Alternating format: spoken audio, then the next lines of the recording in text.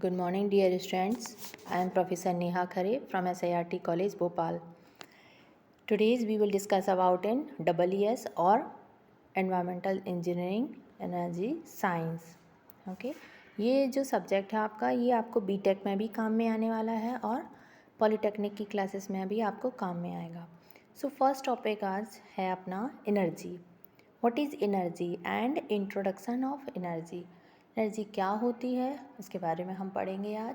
Energy कहाँ से आती है, कैसे बनती है, कहाँ से प्रोड्यूस होती है, उसके बारे में आज हम सब पढ़ेंगे. फर्स्ट है introduction. Energy is needed by all living organism and vegetations for biochemicals reactions of their cells. आपको पता होना चाहिए कि एनर्जी कहाँ से मिलती है. आप मूव करते हैं, चलते हैं, खाना खाते हैं, आपको कैसे एनर्जी मिलती है. जब आप फूड गेन करते हैं आपको तभी एनर्जी मिलती है ना.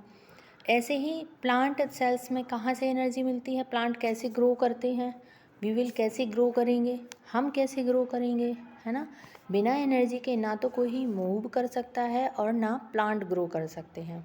प्लांट कैसे ग्रो करते हैं, फोटोसिंथेसिस के थ्रू. जब वो अपना फूड बनाते हैं तब वो ग्रो करते हैं. सेम ऐसे ही हमारी बॉडी में भी है, ह्यूमन बॉडी में भी है. ह्यूमन बॉडी में क्या होता है कि जब तक हम फूड नहीं खाएंगे तब तक हमें एनर्जी नहीं मिलेगी. पानी भी पिएंगे, है ना. तो एनर्जी कहाँ से मिलती है, हमें फूड से मिलती है. Energy is basis of human life. Energy the ability to do work is essential for meeting basis human needs. ये ह्यूमन की बेसिक नीड्स है. Extending life expectancy and providing comfort in living standard. Okay, आप देखेंगे कि energy के लिए हम कैसे बनाते हैं, खाना कैसे बनाते हैं, चलते कैसे हैं, है ना. हमारी बॉडी में कैसे मूवमेंट होता है. बिना एनर्जी के हमारी बॉडी में भी मूवमेंट नहीं होगा. अब हम जब फूड बनाएंगे तो फूड के लिए भी हमें एनर्जी की ज़रूरत होगी, गैस की ज़रूरत होगी, एलपीजी गैस की ज़रूरत होगी. तो वो कहाँ से आएगी, है ना. है ना, सोचने वाली बात. वो कहाँ से आएगी एनर्जी, है ना. फिर क्या होगा, एनर्जी उसके लिए भी ज़रूरी है.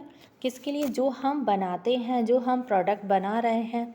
फसल उगती है, फसल से जो जब हम फूड में कन्वर्ट करते हैं अनाजों को, तो उसको पकाने के लिए भी हमें एनर्जी की ज़रूरत होती है.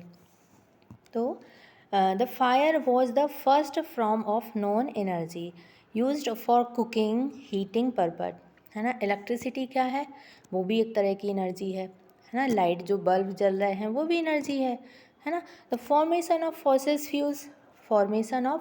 फ्यूल्स कैसे बनते हैं, कोल, ऑयल, नेचुरल गैस. ये जो पेट्रोलियम होते हैं, ऑयल्स होते हैं, जितने भी पेट्रोल, डीजल, केरोसिन होते हैं, ये क्या हैं, फ्यूल्स हैं. इनका भी हम एनर्जी के लिए यूज़ करते हैं. सोर्सेस हैं ये, है ना. अलग अलग तरह के सोर्सेस होते हैं. तो डिफरेंट तरह के सब्सटेंसेस होते हैं जिनको हम एनर्जी के लिए यूज़ करते हैं. कुछ बायोलॉजिकल्स होते हैं जो ऑक्सीडेशंस के थ्रू ऑर्गेनिक मैटर में चेंज हो जाते हैं, जिससे कि हमारी मसल्स में जैसे जो बायोलॉजिकल्स होंगे तो वो क्या करेंगे, हमारी बॉडी में जाएंगे. तो बॉडी में जो सेल्स होती हैं, इनर बॉडी में सेल्स होंगी. सेल्स क्या करेंगे, कार्बोहाइड्रेट लेंगे, जिससे वो एनर्जी प्रोड्यूस करेंगे. जो फूड हैं, फूड आइटम्स हैं, वो हमारी बॉडी में जाएंगे तो एनर्जी प्रोड्यूस करेंगे, जो हमारी बॉडी के लिए मूवमेंट के लिए काम में आएंगे, है ना. तो आपको एनर्जी में समझ में आया होगा, इंट्रोडक्शन एनर्जी का. नेक्स्ट है हमारा सोर्सेस ऑफ एनर्जी. एनर्जी के सोर्सेस क्या हैं, कहाँ कहाँ से एनर्जी प्रोड्यूस होती है. फर्स्ट है non conventional energy and second conventional energy. तो नॉन कन्वेंशनल एनर्जी क्या होती है, इसके पहले भी हम देखेंगे, जो हमारे पीपीटी में नहीं है, primary sources and secondary sources, है ना. वो इसी में आ जाएंगे, non conventional and conventional. Non conventional में क्या क्या होता है, these sources of energy can be used again and again in the endless manner. Example solar energy, wind energy, है ना. सोलर एनर्जी, विंड एनर्जी क्या होती है, जो कि एक फॉर्म से दूसरे फॉर्म में चेंज हो जाती है. सोलर एनर्जी क्या करती है, जो उसकी सन की एनर्जी को लेके किस में चेंज हो जाती है, किसमें, इलेक्ट्रिसिटी को चेंज करती, इलेक्ट्रिसिटी में चेंज हो जाती है। सोलर पावर प्लांट जहाँ पर होते हैं उनका काम ही यही है, जो सन की एनर्जी है वो लेके वो गेन करके और सेकेंड एनर्जी में चेंज हो जाती है। सेम ऐसे ही विंड एनर्जी है, विंड एनर्जी में जो एयर से एनर्जी लेके ये किस में चेंज करते हैं, इलेक्ट्रिसिटी में एनर्जी में चेंज करते हैं। ठीक है, तो ये क्या है, conventional energy, sorry non conventional energy sources. Second है conventional energy sources. These are accumulated in nature over a long span और of time and can not be quickly replaced when exhausted, है ना। फिर इसमें क्या होता है, कन्वेंशनल एनर्जी सोर्सेस में तो वो आते हैं जिससे कि एक फॉर्म से दूसरे फॉर्म में वो चेंज नहीं हो सकती। अगर कोई एनर्जी, कोई भी लिक्विड है या कोई भी एनर्जी का सोर्सेस है, वो अगर एनर्जी प्रोड्यूस कर रहा है तो वो एनर्जी प्रोड्यूस करने के बाद वहीं ख़त्म हो जाएगा, है ना। एक फॉर्म से दूसरे फॉर्म में चेंज नहीं हो पाएगा।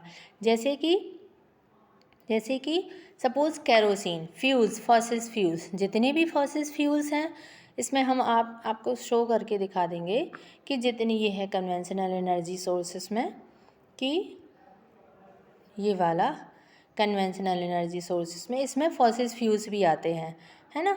फॉसिल्स फ्यूल्स का क्या काम है, एक फॉर्म से दूसरे फॉर्म में चेंज नहीं हो सकते, है ना। जैसे कि पेट्रोल, डीजल, केरोसिन, ये एक बार बर्न हो जाते हैं, बर्न होने के बाद ख़त्म हो जाता है ना, एनवायरनमेंट में मिक्स हो जाते हैं। तो आपको कन्वेंशनल एंड नॉन कन्वेंशनल समझ में आया। कन्वेंशनल मतलब होता है जो एक फॉर्म से दूसरे फॉर्म में चेंज नहीं हो सकता, आफ्टर बर्निंग वो वहीं ख़त्म हो जाता है। नॉन कन्वेंशनल एनर्जी में क्या होता है, solar energy, wind energy, tidal energy, geothermal energy, biogas, biogas भी होता है इसमें, है ना। बायोगैस क्या है आपने सुना होगा शायद, है ना। बायोगैस जो प्लांट होते हैं वो बायोडिग्रेडेबल जो कंटेंट होते हैं उनसे उनको सड़ा कर, गला कर, और जो एनर्जी प्रोड्यूस की जाती है वो किस में, एक फॉर्म से दूसरे फॉर्म में चेंज होती है वो एनर्जी, है ना। तो वो क्या है, बर्न होने लगती है। तो ये एनर्जी का, नॉन कन्वेंशनल एनर्जी का सोर्सेस है, वो एक फॉर्म से दूसरे फॉर्म में चेंज हो जाती है। तो आई थिंक आपको ये दोनों चीज़ें समझ में आई होंगी, introduction of energy and sources of energy, है ना। सेकंड, नेक्स्ट टॉपिक है हमारा, नेक्स्ट है हेडिंग सस्टेनेबिलिटी द इन्वायरमेंट। इसकी सस्टेनेबिलिटी क्या होती है ना। The definition of sustainability is the study of how natural systems function, remain diverse, and produce. Everything is needed for the ecology to remain in balance. Primary goal of sustainability. Primary goals होते हैं जो sustainability का, कौन कौन से होते हैं, the end of poverty and hunger, है ना, the end of poverty and hunger. Second है better standard of education and health care, particularly as it pertains to water quality and water sustenance. Next है to achieve gender equality. Next है sustainable economic growth while promoting jobs and stronger economics. Next, all of the above and more while taking the effect of climate change, pollution, and other environmental factors that can harm and do harm people's health, livelihoods, and lives. Sustainability to includes health of the land, air, and sea. आप देखेंगे sustainability कहाँ कहाँ होती है, land, health से related, land से related, and air and सी, है ना। तो ये जो है आपका topic sustainability and the environment, ठीक है। कॉमन फॉर्म ऑफ एनर्जी, आपको एक कॉमन फॉर्म दिखा रहे हैं जो आपको स्क्रीन पर शो हो रहा है। Common forms of energy means mechanical energy, electrical energy, thermal energy and chemical energy. Mechanical energy क्या होती है, देखिए आप, mechanical energy is the use of movement of object changing the shape of the object etcetera, like transportation, handling, processing, agriculture and industry in सब चीज़ों में जहाँ जहाँ जो एनर्जी यूज़ होती है उसको हम मैकेनिकल एनर्जी बोलते हैं। नेक्स्ट है electrical energy. Electrical energy is the considered to be the top grade energy. It is used universally as a vehicles of energy, about 30 to 40%. Energy distribution of world is meet through electrical supply system at present. Next है thermal energy. It is used to rise the temperature of the object during industrial process.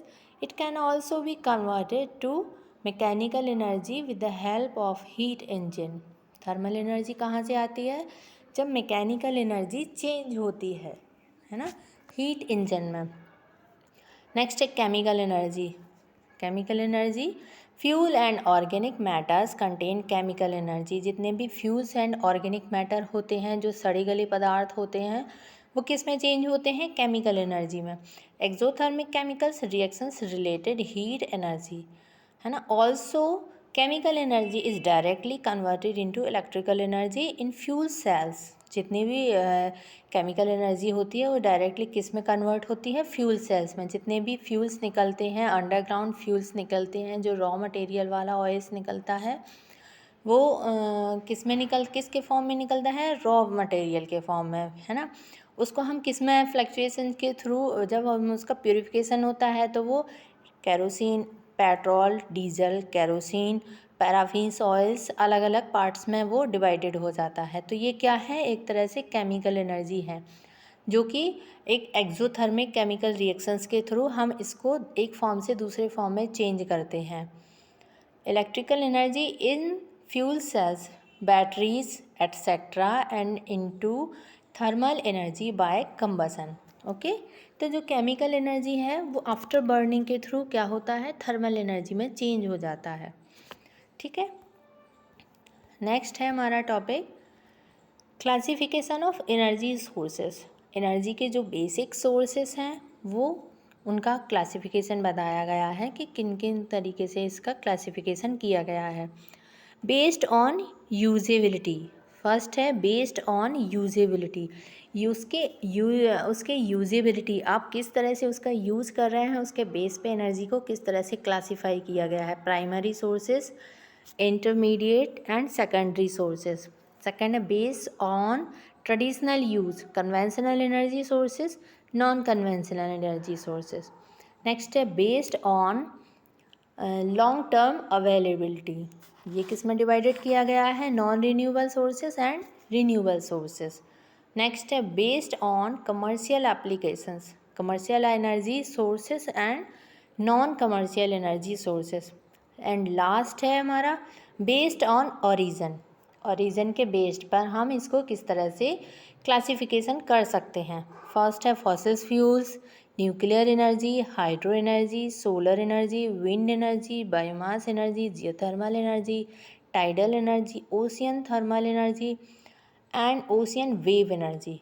ये जितनी भी energies हैं, जितना भी based on origin के base पर लिया गया है, ये भी हम क्लासिफिकेशन ऑफ एनर्जी के सोर्सेस में इंक्लूड करेंगे। ठीक है।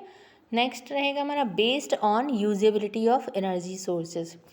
आपको जब मैं नोट्स दूंगी तब आपको और अच्छे से क्लियर हो जाएगा कि यूजेबिलिटी और के बेस पर हम एनर्जी को किस तरह से क्लासिफाई कर पाएंगे।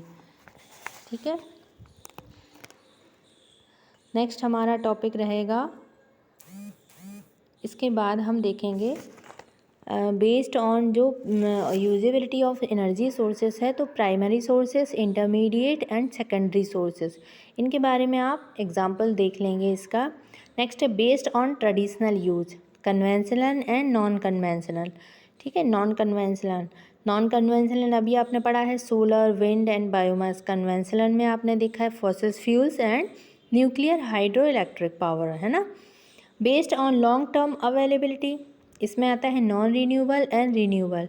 नॉन रिन्यूएबल कौन होते हैं? वो जो कि एक फॉर्म से दूसरे फॉर्म में चेंज नहीं हो सकते, जैसे कि fossil fuels after burning that is finish, है ना।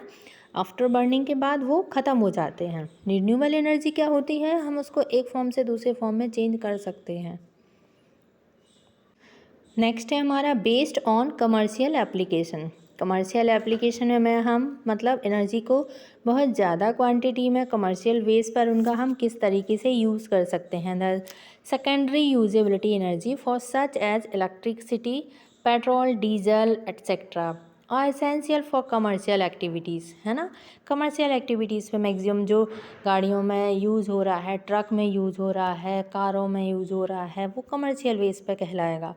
नॉन कन्वेंशनल क्या कहलाएगा? The energy derived for nature and use directly without passing through commercial outlet is called non commercial sources. For example wood, animal, dung, cake, crop residue. ठीक है, ये non commercial कहलाएंगे क्योंकि जो लकड़ियों से या एनिमल का जो डंग मटेरियल बचता है, या फिर जो फसलों का बाद में जो फसलें कट जाती हैं उनके बाद जो उनके क्रॉप का जो मटेरियल वेस्ट मटेरियल बचता है, उससे जो एनर्जी निकालते हैं, वो सड़ जाते हैं, गल जाते हैं, उससे जो एनर्जी निकलती है तो वो क्या कहलाती है? Non commercial energy. I think आपको ये सारा मटेरियल समझ में आया होगा। मैं आपको इसका पीपीटी दे दूँगी, फ़ोटोकॉपी भी दे दूँगी, तो आप अच्छे से प्रिपेयर हो जाएंगे। नेक्स्ट लेक्चर रहेगा हमारा सेकंड लेक्चर में हम आप अपना नेक्स्ट टॉपिक स्टार्ट करेंगे। सो ठीक है, ओके डियर स्टूडेंट, बाय।